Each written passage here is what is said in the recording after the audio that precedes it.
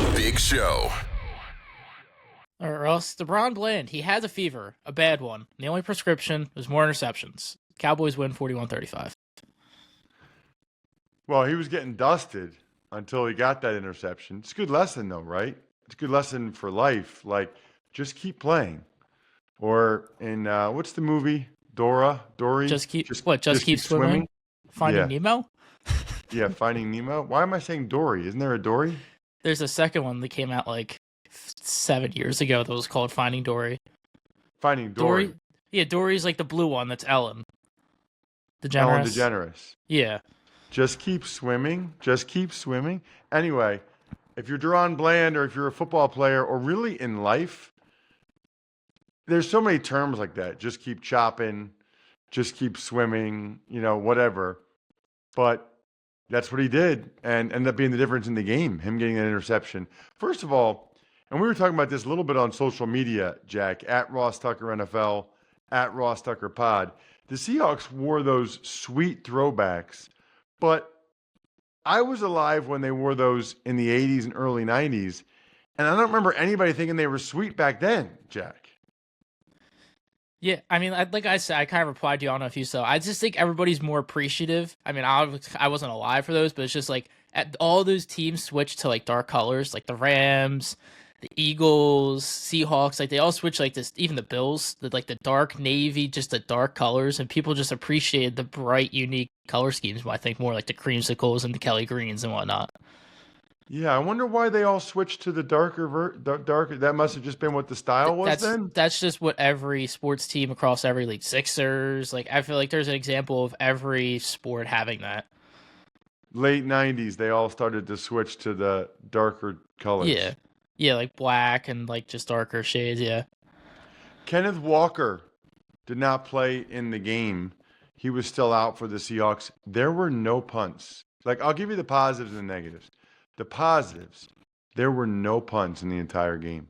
That is incredible. Doesn't happen. I think it was like the 5th game since 1960 or something. That is awesome. Who likes punts other than Iowa fans? Awesome. The downside, way too many flags. I mean, well over 200 yards of penalties. It's just annoying, frustrating. Way, way, way too many flags. Not cool.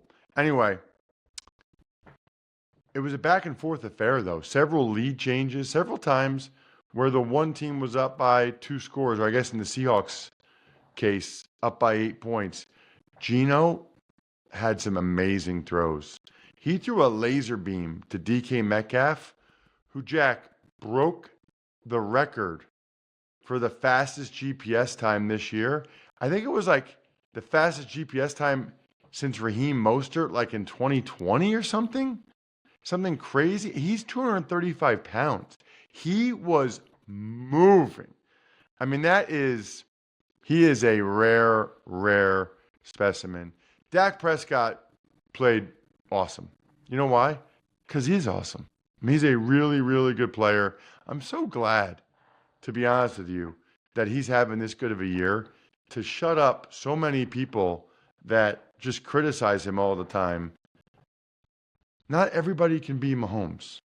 You know what I mean? Like, he's a top 10 quarterback all day, and this year he's playing like a top 5 quarterback.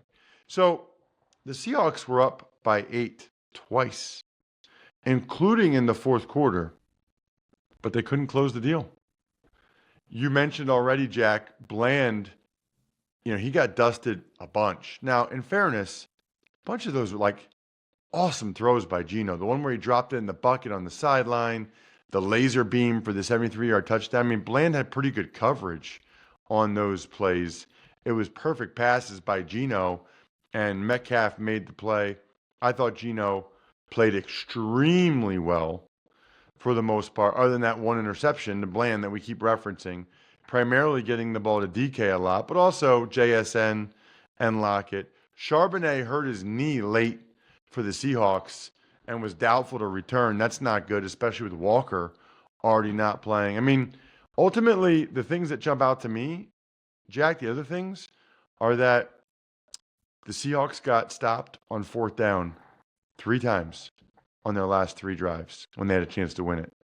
All within either a field goal or 6 points. Stopped 3 times on 4th down. You'd think one of those they would have been able to come through. And then the other thing is, they earlier in the game, if you remember, they missed a field goal. Myers missed a field goal after they had a delay game. So that comes back to haunt them. It always does. It did in that Black Friday Iowa-Nebraska game. You got to make that field goal. It totally changes the dynamics of the situation late. Now, in that one, Iowa ended up still winning the game, but it changes the dynamics of the situation later in the game. Big win for the Cowboys.